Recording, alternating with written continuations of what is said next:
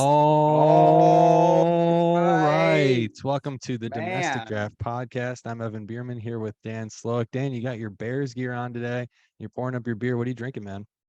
I have no idea. Usually, you know how I do these things. I'm like, oh, it caught my eye, a brewery. I look it up and I'm able to find some information. I saw that it was in El Cajon, which, if you're familiar with San Diego, it's like one of the largest suburbs right outside the city. It's about a 15-minute drive from the city. Creative Creature is the name of the brewery. It's Creative Creature Brewing Company. They're out in El Cajon. They expanded up to San Marcos as well. The beer I'm drinking is called West Coast Thing. It's 10% triple IPA.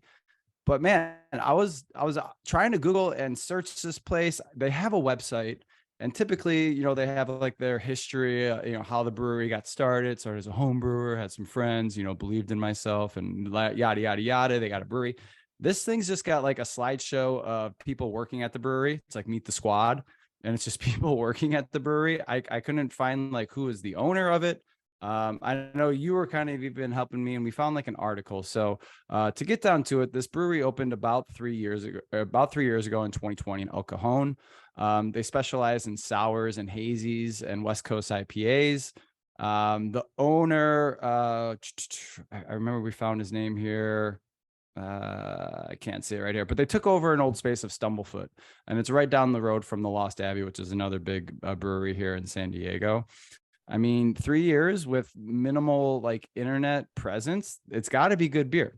So the beer I'm drinking, the West Coast Thing, it's got a 3.6 on Untappd. Again, it's a triple West Coast IPA. It's got hops of Citra, Centennial, and Amarillo.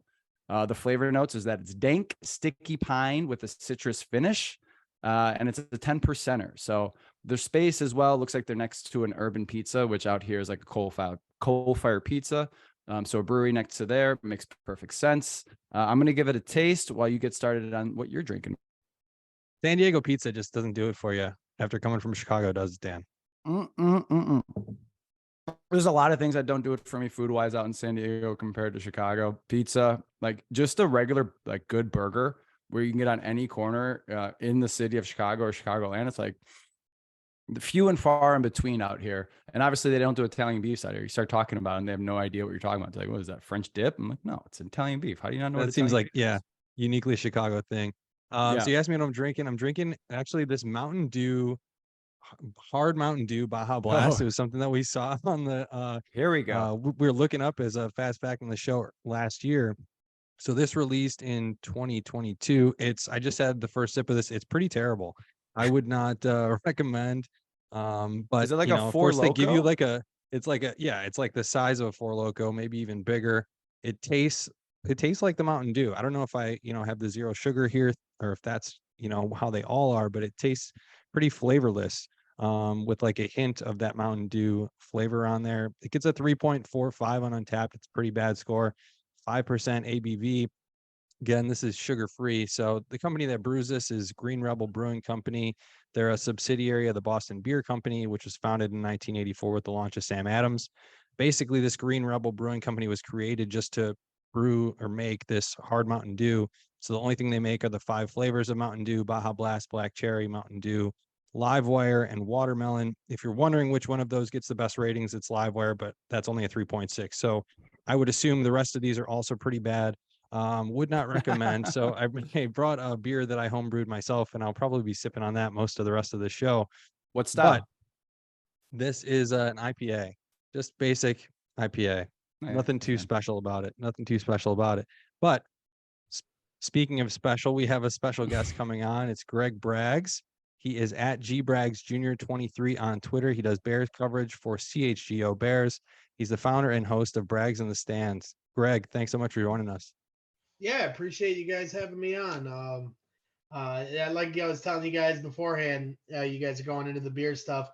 I'm not much of a beer guy, which I'm not allowed to say on our CHGO shows because Goose Island is our proud sponsor. And Ah. they do good work. We were over in their brewery, doing like video stuff when we officially announced that they were one of our sponsors, and they definitely had a nice spot. But I tried being a beer guy throughout high school back when my funds were limited, and I would try to get in love with the beer because that's what everybody else was drinking, and I just could never find the taste. So I'm a whiskey guy, So tonight I Yeah. am drinking Crown Royal XO. I got this as a gift. It isn't just the regular Crown. It's a little more expensive. Oh, it's There we almost go. gone there too. All right. Yeah, Been so doing some work I was tonight. drinking it the other day.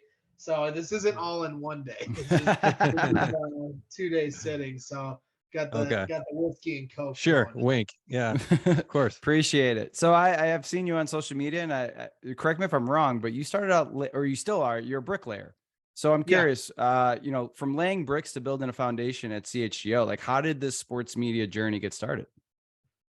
Well, yeah, it's kind of funny because I'll try to keep it short, but for years when phones were kind of in their infancy stage of videos, I would do video and put them on Instagram, like dating back to like the Brandon Marshall, Alshon Jeffrey days.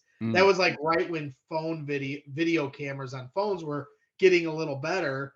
And I would post, one or two highlights of the day on my Instagram just to show my friends or my family, or even for myself to go back and look later on. And it never dawned on me back then, because that was like 2009, 2010. It never dawned on me back then to like put it on Twitter. Twitter was still early in its stage, and I used Twitter to read things just like anybody else. And it wasn't somewhere that I went to speak. And it just never clicked. And then one day I started going to high school basketball games. I go to a lot of high school basketball games in the region, and Northwest Indiana, we call it the region. And one year I just started doing some video and putting it on Twitter and tagging some of the kids and the high schools. And I got some feedback from some parents saying, thank you. They didn't show this game on, any of the networks locally. So I would have never seen this without this video. And I was like, okay, here we go. I got something here. I show people what they can't see on TV. Right. And so, the other half of me, as far as being a Bears fan, is I live 30 minutes from Bourbonnais. Going to training camp every year was tradition. One of my favorite places to go. You go to the stadium and pay, X amount of dollars to buy a ticket, but training camp was free, and you could be as close as the end zone lines. Like one time, I'm standing in the back of the end zone, and they throw a 40-yard touchdown pass, and the player slides right into my feet as he makes the catch. I mean, that's heaven for any football fan. Like that's an experience you'll never get anywhere but at camp. You can't get that at a regular season game. And so I was like, okay, I'm going to start filming some of the things at training camp because it's not filmed. Nobody can see it. And 2017, when Mitch and Tariq Cohen and Eddie Jackson first got there, that was the first year the Bears were like fun again, because the years prior they were just desolate. And so I put up a few video and they circulated. I was like, oh, I slowly was building something. So I knew in 2018 I was going to go full-fledged with it. And I just literally filmed every single play of camp every day that I was there. Like every single play, just shooting them off like as fast as I could. And by the first weekend, one of my clips ended up on NFL Network. My following shot up from 100 to 5,000 in like 2 days. And people were starting to recognize what I was doing, to the point where I'm like, I had people on Reddit like mad at me when I was laying brick. They're like, God damn it, Greg, go to training camp. Do your We got to job." see it. Yeah. We got to see Mitch playing. How's he looking? So, I can remember telling guys back then, this is like 5 years ago now, I'm like, I really think I got something here. I think I can just document my experience, from the stands, and people are appreciating that. And so that's what I did from there on out, whether I was at regular season games, camp, whether I was at a tailgate, whatever I was doing, I was going to put that video on Twitter. And then through that, I started to meet people that did podcasting. They got me onto some shows, showed me the ropes on how to do, a podcast, because I was an AM radio guy for my whole life. So I had really never been introduced to the podcast world and didn't realize how big a platform there was for these fans that don't want to listen to ESPN 1000 or 670 The Score, with all due respect. And so I was like, okay, now it was just like you said, brick by brick, right? That's what I always say. So it was like one thing at a time. And then before you know it, I have my own podcast. I built up a little bit of a following. I've always been good with networking with, Chicago sports media people. Right. David Kaplan and Waddle and Sylvie initially were always so great to me because I was a fan of theirs before I ever was trying to do something with this. So when I started trying to do something with it, they had already known me from, meeting them at their live events. So then they started to help me kind of promote what I was doing. And that certainly helped in a big way. And then before you know it, my relationship with Kevin Kadick, who is now the head of content with CHGO. He's been on the show. Yeah, great dude. And when during the COVID, year, he had asked me, "Hey, will you help promote my newsletter?" And I was like the Midway Minute, and I was like, "Yeah, sure, no problem." I always was trying to help anyone that asked me, obviously, and that helped big time because then he ends up being the head of content at CHGO, and we ended up talking, and that's how I ended up with CHGO. So it was a lot of fun, and 5 years of kind of just slowly building it up, doing my own show, Brags in the Stands. 2 years of having maybe 10 people watch the show, but I really didn't care because I was having fun with it. For the love of the game. And if I had a good guest on, people would watch more than 10, more than just my mom and my few friends. And I always kind of knew it was like, hey, this is a good resume builder. Doesn't matter if 2,000 people watch a show or 5 people watch a show. Do something consistently every week. Get better at what you're doing. The people that are in the industry are looking at what you're doing. So this is somewhat of your resume. And I really didn't think I wasn't sure if I'd ever get to this point, but it was worth giving it a shot. And I said at the end of the day, if it didn't work out, I could just keep having fun with it. So luckily, I got my opportunity and I'm trying to make the most of it now. Yeah, you are, man, and you're killing it. And that is so great to hear how organic that was for you to rise to where you're at and have the support of other people that you looked up to as just a fan, to go from that to now being with CHGO. I'm curious, working with the CHGO guys on CHGO Bears, do you think there's something that each of you bring separately to the table to that podcast? Because I feel like, you guys probably were close before this. It sounds like from some of your relationships within sports media, but I'm curious if you knew those guys beforehand or, and what you think each of you brings to the table. Yeah, I think it's a great blend. And that's why it's the perfect company for me because they want the fan brand geared, we have our Die Hard program that you can sign up for, and they want it to have a fan feel with that media mix. And for our Bears team, we cover all the sports in Chicago: Bulls, Blackhawks, Cubs, White Sox, everything else. Each one of those has that one guy that's more of the meatball. And I knew that when they wanted to hire me, that's what they were looking for with me. And I told Kevin, I was like, you want the meatball, you got the meatball. I can do that. It comes naturally. I don't have to like fake it, to be the meatball guy, the Schwersky from SNL. Yeah. And that's who I am, and I wear that as a badge of honor. And yeah, of course, Adam Hogue is one of the top beat reporters for the Chicago Bears and has been for years.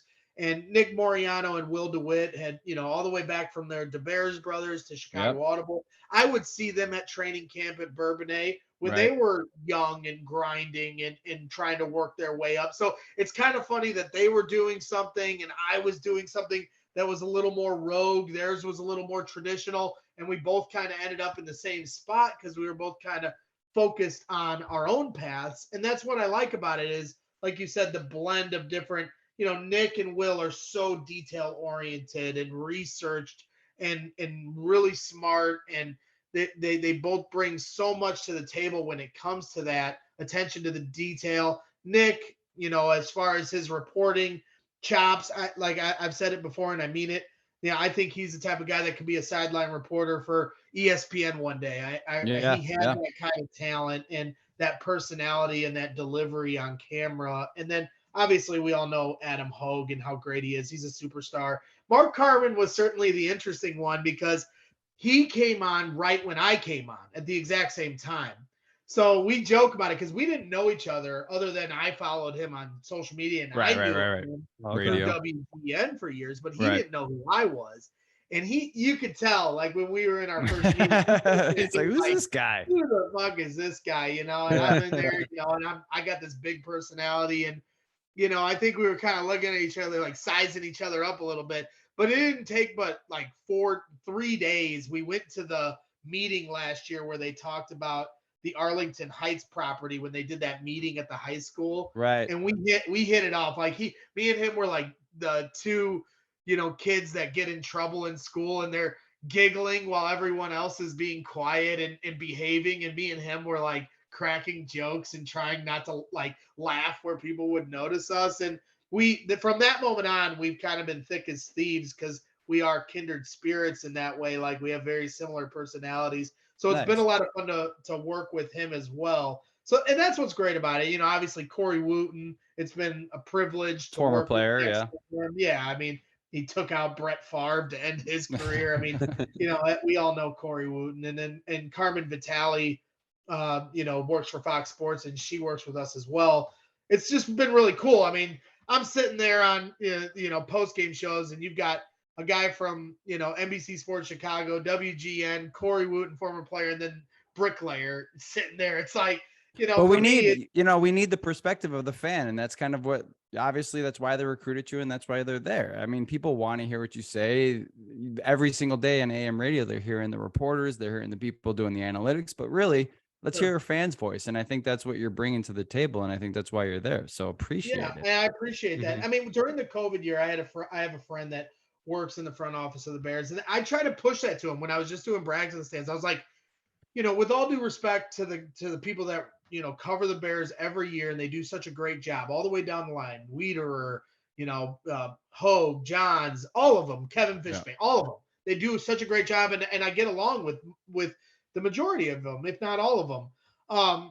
But the thing that I said to him, I was like, give one credential to someone that covers the other aspect of sports, and that's the fans in the stands. Like we've got 25 people writing about the game that we all see on TV, and we want to hear their opinion and their piece and their show talking about the breakdown of the game, but nobody's talking about the experience of the fan. And in the COVID year, I felt like that was missed so much. Of the players would talk about how much they missed that energy, but nobody was like really covering it. And you talk about a guy like Bearman, Don the Bearman, who dresses up like he wasn't able to. Him and his friend Paul have been going to games since 1980, and nobody was like really highlighting that these guys, excuse me, had a streak of like 35 years, and it was put to a halt from this.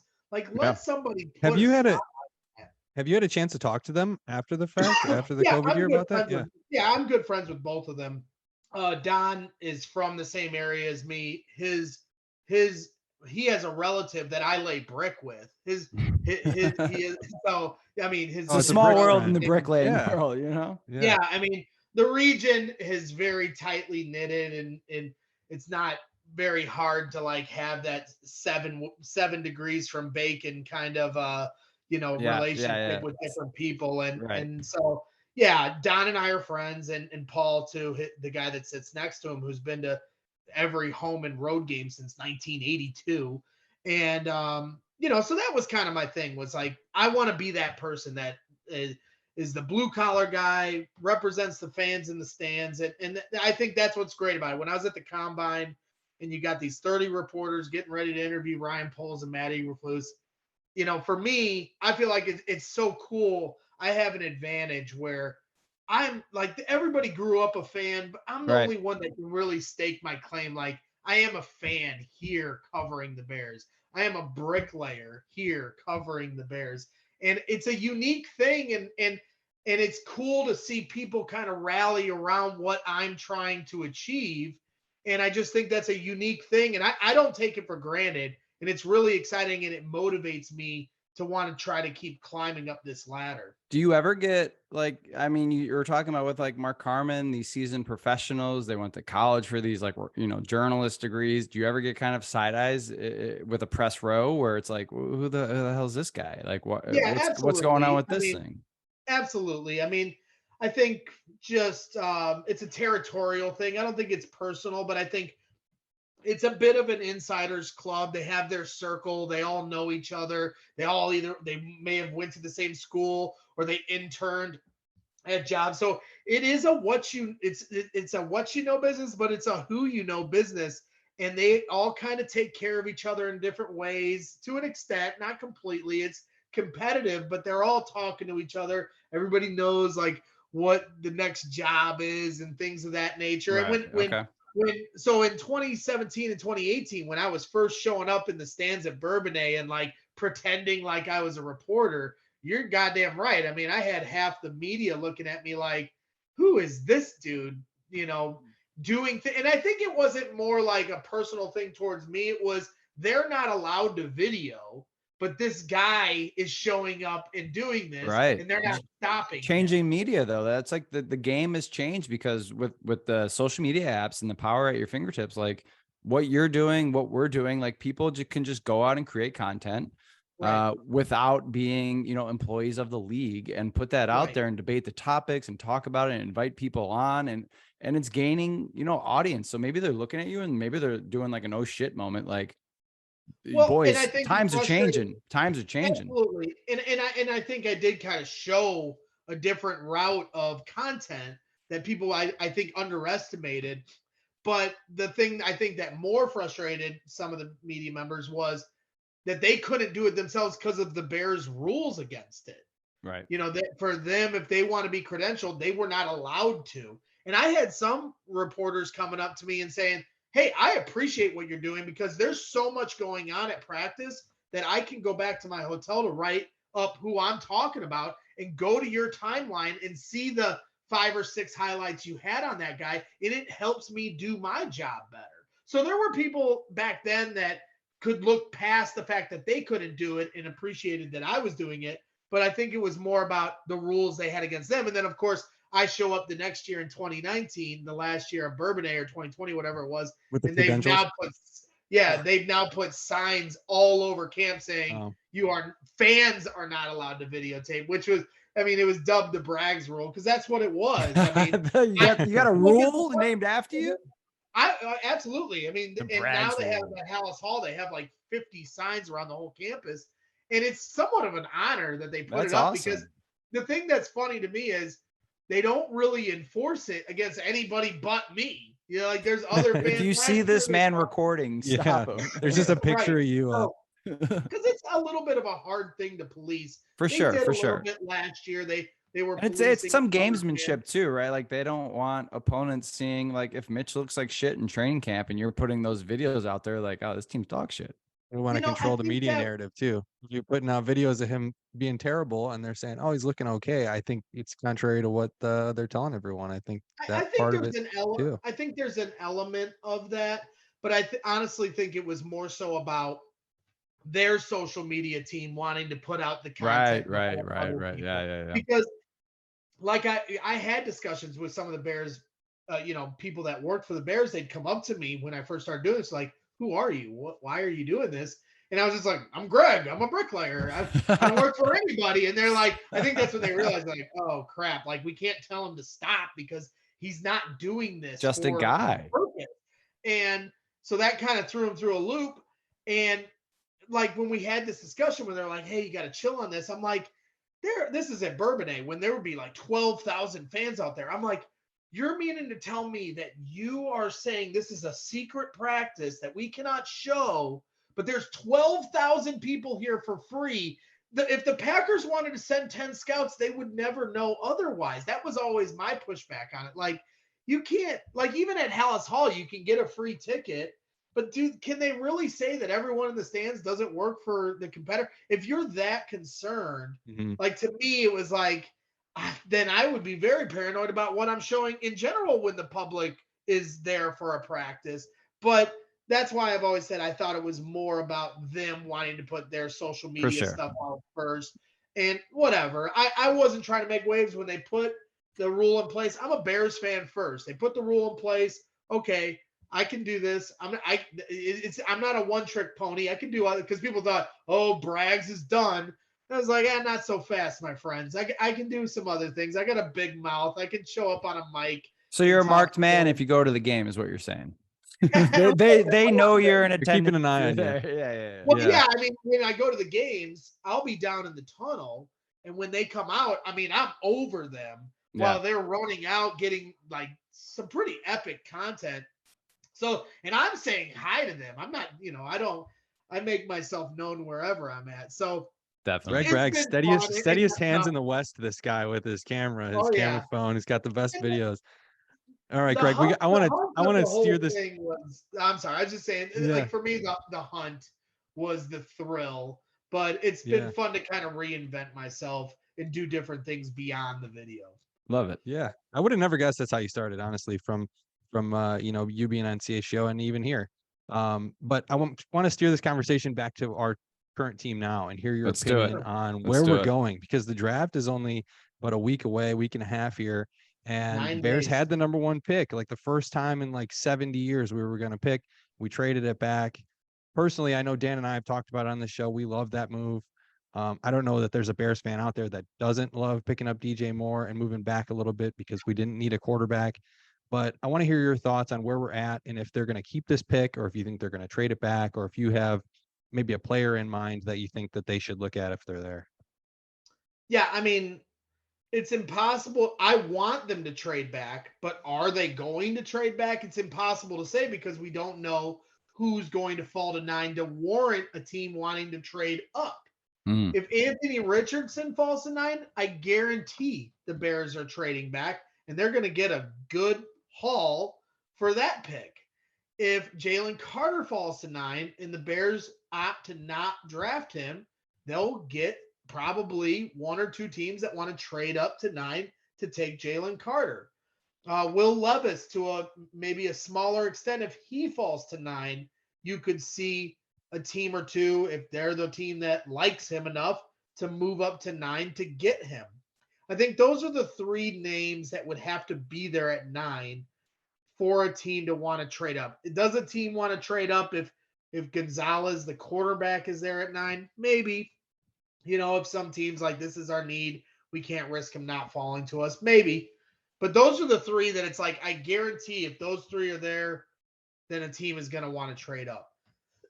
So that's my hope, is that that's what transpires, because I think the Bears need more picks.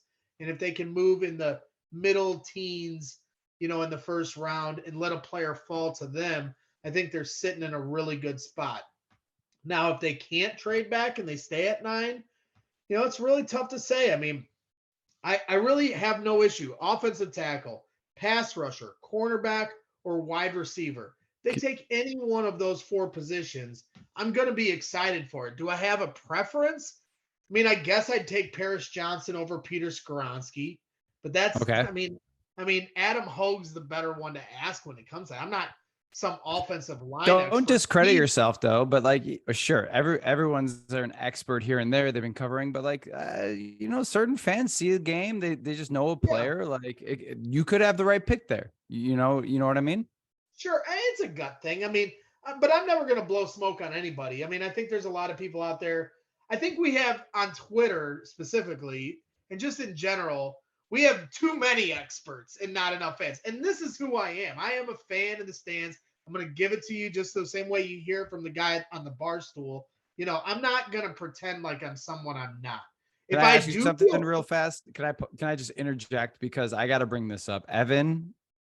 I'm sure you have it as well. A group chat, your friends, your coworkers, you're talking about picks. Every time you see an article, you're like, look at this guy, look at this guy. Evan has been pounding the table for Jackson Smith-Njigba for the last 2 months, that this is the guy the Bears. No, JSN, if they're going to take a wide receiver, that's who I would say they need to take. But I have the contrarian belief that Bijan Robinson is that's who it is. Special player. Okay. Like a Saquon Barkley type of guy. And that if he was there at 9 and they took him, I would not be upset with that pick at all. Talk some sense into him, Greg, please. Yeah, Greg, let me hear it, because I did not hear his name mentioned. Well, see, you're not going to hear it from me because I'm all about the skill guys. Okay, I know we need meat and potatoes. I know we need a pass rush. I know we had the franchise worst ever from our defensive line, only 10 sacks from the D-line last year. No defense. Worst ever in franchise history. I get it. So let's get a running back. But Bijan Robinson and Jackson Smith-Njigba are two guys that you put into this offense and are superstar potential players. And like, I know if either one is taken at 9, most of Bears Twitter is going to flip out. I will not be one of those people. Now, do I think? I do not think the Bears are drafting Bijan Robinson at 9. I don't. That would be shocking. That would be shocking, but I personally wouldn't be mad at it. I know there would be a lot of people that would be very mad at it. I've even heard an analyst go as far to say if the Bears draft Bijan Robinson at 9, they should be fired for that because it's not a smart value pick. I think it was Matt Evans guy. Yeah, I think Matt Verderam might have said that. I don't want to put him on the spot, but I'm pretty sure he said that on our show, that they should be fired for that kind of a decision. So, like, I know some people feel more strongly about it than I do, but I get it. When Ryan Poles started this offseason, he said he wanted to add playmakers. Now, he's done that with DJ Moore. Is that enough for this wide receiver room? You got DJ Moore, you got Darnell Mooney. He also added Chase Claypool last year, which you could maybe add into the equation of his additions this offseason, even though it was in the midway point of last year. I get it. But Chase Claypool skipping over Velus Jones Jr. Wow. Yeah, well, I mean, I'm not gonna overstate who he is. He's a 3rd-round wide receiver who's more of our kick returner. He's got kick returner locked down, and he's a good kick returner. He's not a punt returner, and they just signed Dante Pettis for that reason. And he's a gadget wide receiver, a guy that's 4th or 5th on your depth chart. So let's pause there for a second, because I got to bring that up. We're kind of writing him off as like he's just a special teamer. He's a 3rd-round pick, right? Sure. Is that an indictment on Poles evaluating talent? I mean, if he's a great special teamer, no. Devin Hester was a 2nd-round pick. You know, and didn't play wide receiver. Right, he's going to Hall of Fame. I get it. But I'm just saying, like, a 3rd-round wide receiver, if he ends up being a Cordero Patterson type kick returner, and then eventually down the line develops into a consistent weapon on offense, then that's exactly what you're looking for in the 3rd round. He's not a 1st-round wide receiver. So, I mean, I'm not writing him off by any means, but I just think you got to add to that room still. So I would not be upset at all if they draft Jackson Smith-Njigba. Not at all. Okay, I want to bring up last year top 5 picks from Poles, because I just want to get down to, like, I feel like there's so much momentum as a Bears fan base right now. Like the number 1 pick, and then trading back, and then you got Justin Fields, generational talent. Like everything feels like we have, stacked cards, full house, whatever.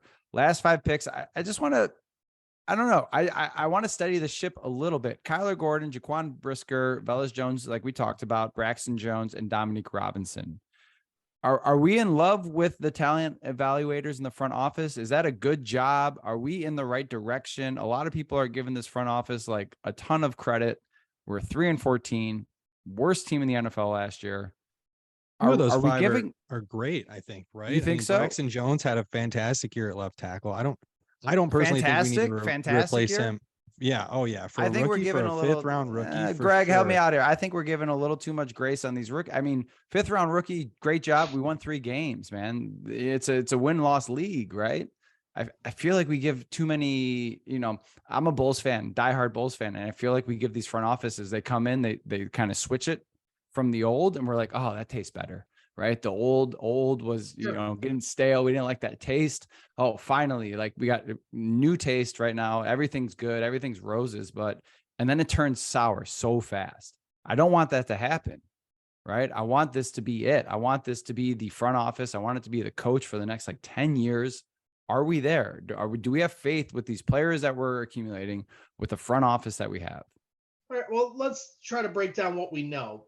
So to me, it's very hard to evaluate anybody on the offensive side of the football, including Justin Fields last year, because of how bad the surrounding cast of everyone is. So if you're Braxton Jones and the rest of your offensive line is not very good and or hurt, because by the end of the year, it was a very depleted offensive line. You're the only guy that was consistently there week in, week out. Was he good every week? No. Sweat from Washington gave him the business for Right. 4 quarters, but he held his own for a 5th rounder that was coming from a small school. Now, what's his ceiling? We don't know. Now this year, could he, like, if they keep retooling this offensive line and he doesn't, like, because we all just assume he's going to progress. Right. We just don't know that.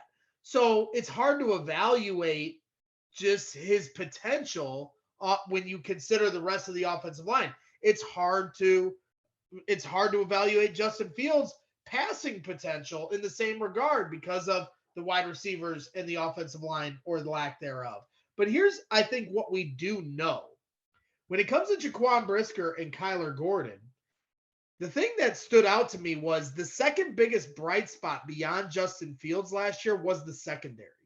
Because at the start of the year, Jaquan Brisker got picked on a few times. The Giants game, they kept running the bootleg. Kyler Gordon was getting picked on a few times early on. They kept going at him. Almost every third down, big clutch moment, they're going at him.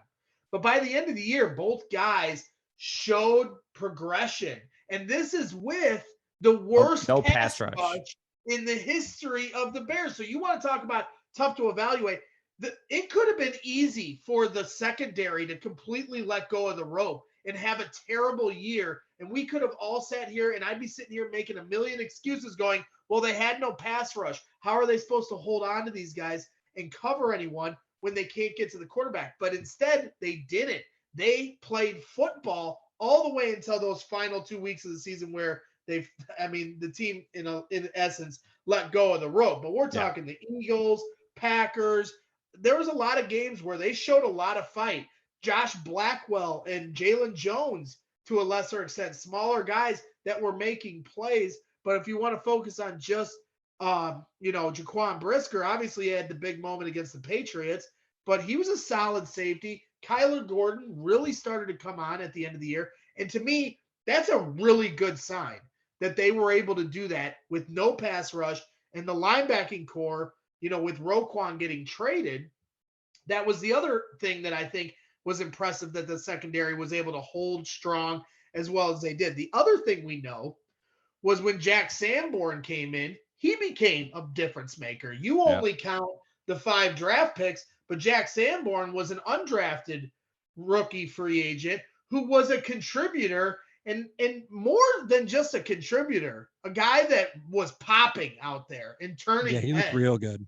And the team was rallying around him. When you watched as they come to the sidelines, it felt like he kind of lifted them a little bit at the end of the year when Roquan came out.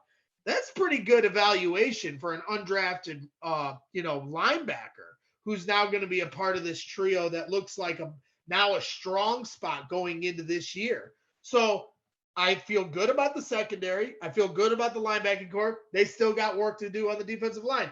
I mean, I never assumed that they were going to be able to fill every single hole this year with guys that are going to be here for the next 10 years. Right. I think they've started to build it respectably, and now we'll see what they do in the draft, see how they approach it. They're probably going to continue to take best player available, as I felt they did last year, because they could have easily taken George Pickens, right? They took a secondary guy. Everybody wanted George Pickens. Twice, right? They passed on him twice. So yes, everyone wanted George Pickens. The trade, I think everyone was like the Chase Claypool trade.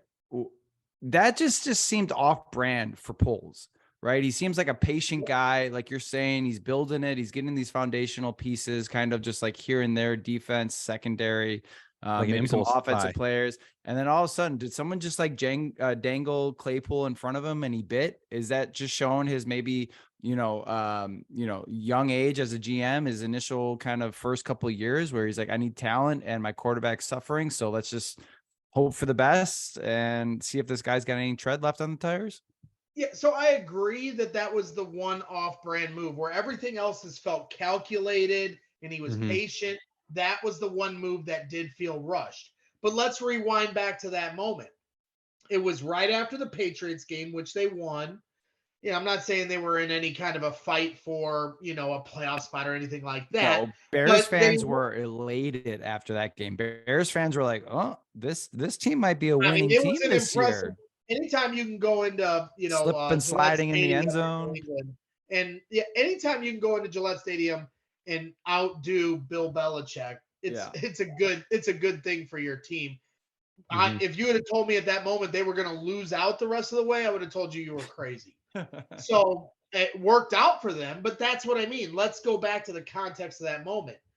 Did Ryan Poles know we were going to have the first pick and the 32nd pick? And what they did not at that time. So you're looking at the wide receiver market going into free agency at that point. If you're Ryan, it didn't look good. I mean, the wide receiver market is dry. So think about if the Bears were picking fourth or fifth and they weren't picking first. We didn't have a trade back. We would not have been trading back right now. Right. We'd be sitting here looking at drafting hoping Will Anderson falls to us. And we would not have DJ Moore. And they would have had to pick up some free agent wide receiver that's probably not worth the money that you'd want just to fill a spot. So he was trying to get ahead of the free agent market, I believe, because there were no guarantees at that time what their pick was going to be, who he was going to be able to get. And then you also can't rely on the draft, to know exactly who's going to fall to you in whatever round to fill a need. So, I think that was the first sign they really started to believe in Justin Fields, because you don't make that move unless you're starting to push your chips in on this guy. And then I also think it was to get ahead of the free agent market. Now, if you had told him in that moment, hey, I've got my crystal ball and you're going to have the first and 32nd pick, would he have then made that move? Probably Right. not. But it's impossible to know at that moment. So you can play hindsight is 2020 and look at it from the 2 months down the road.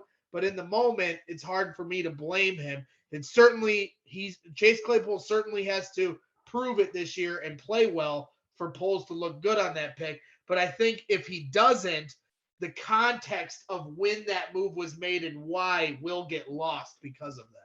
Yeah, and I think Bears fans overall were excited that we got him. I think until they saw the compensation, it was oh, wait a second, that's a lot. But it was still, everyone was thinking Claypool's not a bad player. He's had a couple good years and maybe he's the guy. And so I think it's easy for everyone to look back now and say, oh, yeah, I was never in on that. But I think in the moment, Bears fans were excited about it. All right, Greg, before we get you out of here, I want to get your prediction for this year. Where do you think the team ends up? Well, I mean, it's, before Build we some get through the holes, draft. still a lot of work Yeah, I to mean, there's a do, lot right? of hypotheticals still, right? We got the whole draft and then whatever free agent 1-year deal guys they get after the fact. And then maybe even some, late training camp roster cuts that they could add to kind of build this year's team out So this is mostly your from. bet on Justin Fields then. Where do you think, how do you think Fields does this year? Yeah, I mean, I absolutely feel like he's going to take another step. Is it going to be the Jalen Hurts step? I sure hope so. I think they need a couple more pieces on the offensive line to ensure that. Luke Getsy is a big part of, Justin Fields being able to be unlocked in the passing game. But to have that ace in your back pocket that he can just take off and run at any point. And I know that they learned their lesson that he can't do that forever because he got tired legs after about 6 weeks of doing it all on his own. But still, you have that in your back pocket to move the chains when you're in a dire or desperate situation. But I just think with the talent they have right now, with the draft still in front of them and free agency, still 1-year deal type guys that they can add, yeah, I think this team is in the exact same spot the Lions were in last year. A team that's hungry to be good. They have a quarterback that maybe that the Lions don't have, that really is a rallying force when you walk out onto that field and you've got this dude that's a potential superstar on your team. I think that kind of lifts you in a different way than even a Goff does. And I know Goff had a really solid season, but I think the excitement of his potential is something that the Bears can really rally around. I think they absolutely can be a surprise team this year and get into the Love it.